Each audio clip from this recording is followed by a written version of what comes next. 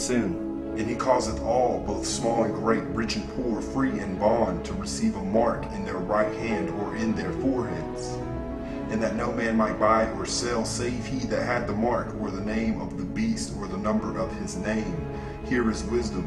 Let him that hath understanding count the number of the beast, for it is the number of a man, and his number is 666. Now, after 1929, what else did America do other than cause fire to come down from heaven and to create an image that could speak, which caused the world to wonder after Rome? We see that the USA also created universal product codes. They are small coded labels that contain information in a numerical code, usually containing 12 digits. UPCs are easily scanned by laser beams. Norman Joseph Woodland and Bernard Silver patented the UPC in October 1952 in America. The UPC was also improved and adapted by David Collins in the late 1950s. UPCs were first used in grocery stores in the early 1970s, and every UPC in the world contains, guess what, 3 sixes on it, and must be used in the buying and selling of products. Now, if you take a close look and examine any barcode in the world, if you take a product off the shelf and look closely, there are 3 sixes. They are on the left, the middle, and the right, and they are unnumbered. The only reason we know that they are sixes is because if you take a look at the 6 on the barcode, directly above it you will see 2 thin bars, and on the left, the middle, and the right of the barcode we see these 2 thin bars are repeated, hence the 666. So America, as an oppressive kingdom, came out of an unpopulated area, or a relatively unpopulated area, and it resembles or has Christian principles, but its actions and even its very foundation are satanic. Even the streets in Washington, D.C. are designed to depict a giant upside-down cross, from the Capitol to the White House, and then on to the Lincoln and Jefferson memorials. In the center of this monstrous inverted cross lies the National Monument. The obelisk, used for thousands of years in pagan societies, measures in at 555 feet above ground and 111 beneath, for a total of 666 feet. Also around the Capitol building sits a depiction of a gigantic owl devil perched on top of the upside-down cross, so that during inaugurations people are literally inside the belly of this beast. Here is wisdom.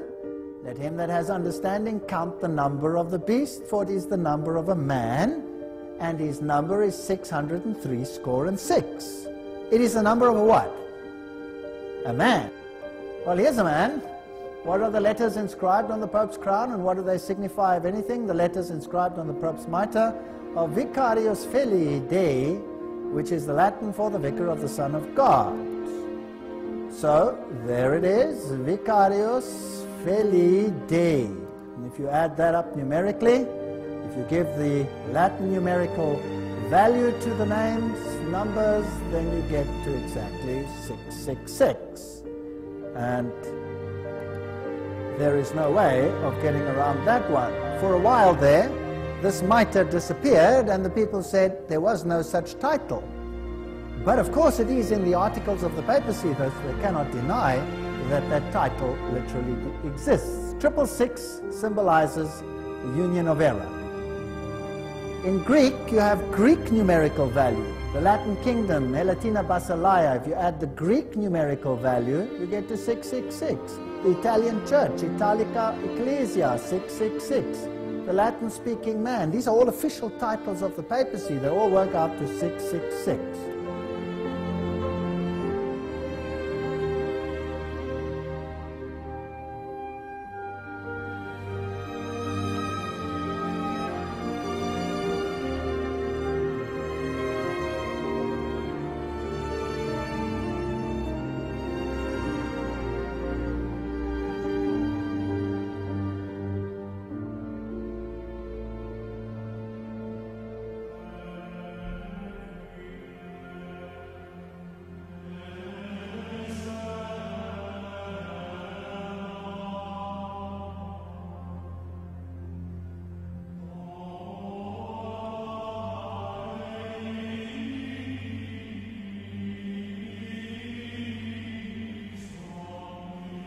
And there came one of the 7 angels which had the 7 vials, and talked with me, saying unto me, Come hither, I will show unto thee the judgment of the great whore that sitteth upon many waters, with whom the kings of the earth have committed fornication, and the inhabitants of the earth have been made drunk with the wine of her fornication.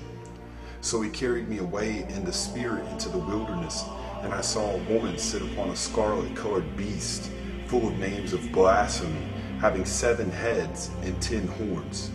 And the woman was arrayed in purple and scarlet color, and decked with gold and precious stones and pearls, having a golden cup in her hand full of abominations and filthiness of her fornication.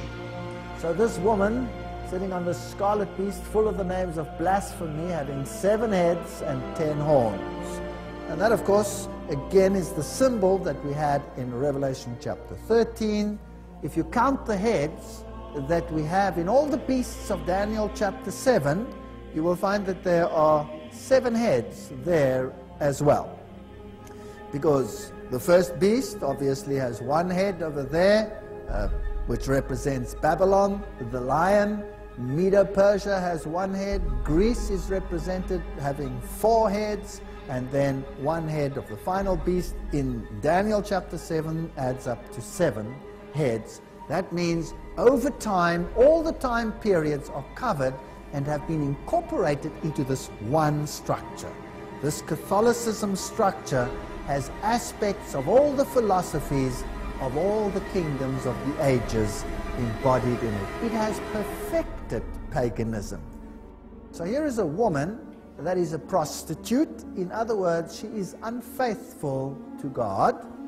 A woman, in a biblical sense, is a church. Christ is also the husband. He's coming to fetch his bride, the church. So this great apostate woman sits on